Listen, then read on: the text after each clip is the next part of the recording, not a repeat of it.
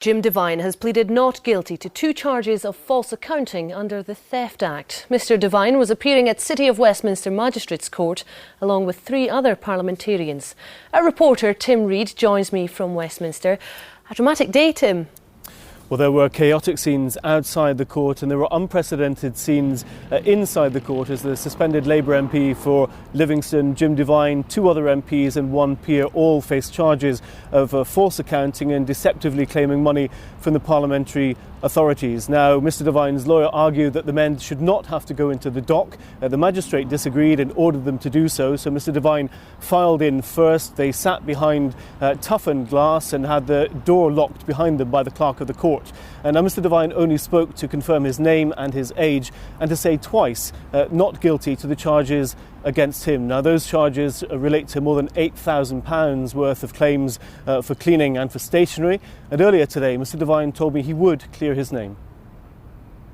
Guilty or not guilty were you pleading? I'm not guilty, I'm an innocent man. And what would the arguments be? What would your defence be?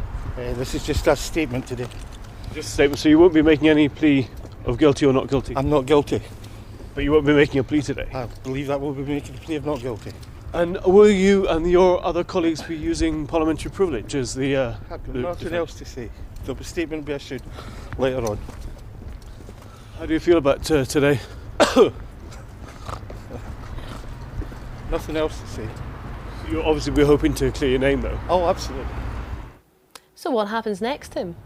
Well, Mr Devine's lawyers argued in the court that this was not a matter for the criminal court. It was a matter of parliamentary issue and should therefore be dealt with by Parliament. He was keen to stress, though, that Mr Devine and the others do not believe themselves above the law, but he said that they were arguing against the process. Now, of course, there were chaotic scenes outside the court when they left. There were demonstrators there during it, the parliamentarians, and Mr Devine now goes, of course, with the others to the Crown Court. They, of course, all strenuously deny the charges. All the arguments will be heard at the Crown Court on March the 30th. We will be there, of course, to bring you what happens.